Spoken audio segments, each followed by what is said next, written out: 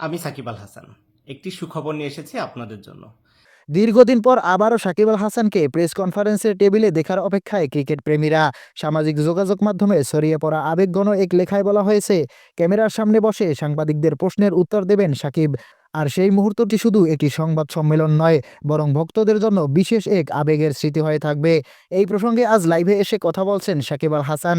সাকিব বলেন, ক্রিকেট তাকে সবকিছু দিয়েছে, ভালোবাসা, সম্মান, আবারও সমালোচনাও। একজন খেলোয়াড়ের জীবনে এমন সময় আসে যখন নীরব থাকাটাই প্রয়োজন হয়, কিন্তু তিনি সবসময় দেশের নামটাই আগে রাখার চেষ্টা করেছেন। তিনি আরো বলেন, সমর্থকদের প্রত্যাশা তিনি বুঝতে পারেন। মাঠে ভিড়েই হোক কিংবা সংবাদ সম্মেলনে, ভক্তদের সামনে আবার কথা বলার সুযোগ পেলে সেটি তার জন্য বিশেষ অনুভূতির হবে। লাইভে সাকিব আল হাসান উল্লেখ করেন, ভুল বোঝাবুঝি বা কঠিন সময় খেলোয়াড়ের ক্যারিয়ারেরই অংশ। তবে তিনি বিশ্বাস করেন, ধৈর্য ও পরিশ্রম থাকলে আবারও স্বাভাবিকভাবে সবার সামনে দাঁড়ানো যায়। সবশেষে তিনি বলেন, দেশের মানুষের ভালোবাসাই তার সবচেয়ে বড় শক্তি। সময় এলে তিনি আবারও সবার সামনে কথা বলবেন এবং মাঠে নিজের সেরাটা দেওয়ার চেষ্টা করবেন। এমনটাই আশা প্রকাশ করেন সাকিব আল হাসান।